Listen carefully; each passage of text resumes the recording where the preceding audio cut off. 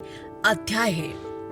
British राज का अंत हुआ और उपमहाद्वीप दो राष्ट्रों में विभाजित हो गया, लेकिन इस विभाजन की प्रक्रिया में 560 से अधिक रियासतों का भविष्य एक अनसुलझा सवाल था। इन रियासतों में सबसे जटिल, सबसे खूबसूरत और सबसे विवादास्पद कहानी है जम्मू और कश्मीर की। NTV टाइम, जनता की बात जनता के साथ। रियासत जम्मू और कश्मीर की भौगोलिक और जनसांख्यिकी स्थितियों से अद्वितीय बनाती थी। बहुसंख्यक मुस्लिम आबादी पर हिंदू शासक महाराजा हरि सिंह का शासन था। महाराजा का शुरुआती इरादा एक स्वतंत्र और तटस्थ राष्ट्र के रूप में बने रहने का था। उन्होंने भारत और पाकिस्तान दोनों के साथ यथास्थिति समझौते स्टैंड स्टिल एग्रीमेंट पर हस्ताक्षर किए ताकि संचार, व्यापार और अन्य सेवाएं बाधित न हो। लेकिन पाकिस्तान ने समझौते का सम्मान नहीं किया। उसने जल्द ही रियासत की आर्थिक नाकेबंदी शुरू कर दी।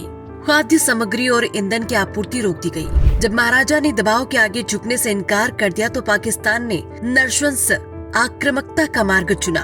अक्टूबर 1947 के तीसरे सप्ताह में पाकिस्तानी सेना के समर्थन से पश्तून कबीलाई हमलावरों ने रियासत में घुसपैठ की। उनका मकसद कश्मीर पर जबरन कब्जा करना था। ये हमलावर बर्बरता की हर सीमा लांघ गए। उन्होंने मुजफ्फराबाद और बारामूला जैसे शहरों में लूटपाट, सामूहिक हत्याएं और बलात्कार किए। जब हमलावर श्रीनगर से महज कुछ घंटों की दूरी पर थे, महाराजा हरि सिंह ने भारत सरकार से तत्काल सैन्य मदद की गुहार लगाई। दिल्ली में तत्कालीन प्रधानमंत्री पंडित जवाहरलाल नेहरू और गृह मंत्री सरदार वल्लभ भाई पटेल की अध्यक्षता में बैठक हुई। भारत का रुख स्पष्ट था। किसी भी संप्रभु राष्ट्र की रक्षा के लिए पहले कानूनी एकीकरण जरूरी है। 26 अक्टूबर 1947 को महाराजा हरि सिंह ने भारतीय संविधान के तहत विलय पत्र यानी इंस्ट्रूमेंट ऑफ एसोसिएशन पर हस्ताक्षर किए। इस कानूनी दस्तावेज ने जम्मू और कश्मीर को भारत संघ का हिस्सा बना दिया, जिसके तहत दिल्ली को रक्षा, विदेश मामले और संचार पर अधिकार प्राप्त हुए। ये एक ऐसा कानूनी आधार था जो भारत और कश्मीर के रिश्तों को हमेशा के लिए स्थापित करता है। विलय पत्र पर हस्ताक्षर होते ही अगले ही दिन 27 अक्टूबर को भारतीय सेना के बहादुर जवान कश्मीर घाटी में उतर गए। ये दुनिया के सबसे ऊंचे और सबसे कठिन हवाई अभियानों में से एक था। सेना ने श्रीनगर को बचा लिया और हमलावरों को पीछे धकेलना शुरू किया। लेकिन यहीं पर एक बड़ी राजनीतिक जटिलता पैदा हुई।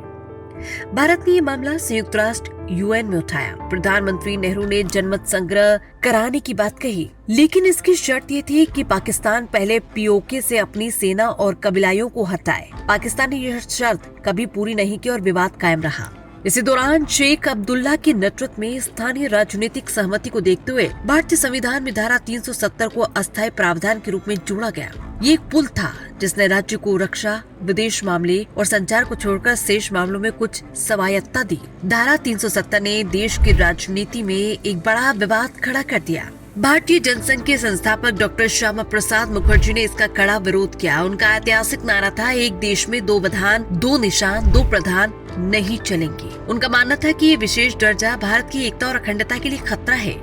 मुखर्जी ने धारा 370 को समाप्त करने और कश्मीर के पूर्ण एकीकरण के लिए संघर्ष किया, जिसके लिए उन्होंने अपनी जान भी दी। जम्मू और कश्मीर का विलय भारतीय इतिहास का एक ऐसा अध्याय जहां सैन्य पराक्रम, राजनीतिक दूरदर्शिता और कानूनी प्रक्रिया का संगम देखने को मिलता है। आज उस विलय पत्र की वैधता और शक्ति ही कश्मीर को भारत का अविभाज्य अंग बनाती है। ये कहानी हमें याद दिलाती है कि राष्ट्रीय एकता और अखंडता की रक्षा के लिए भारत ने कितना बड़ा मूल्य चुकाया है।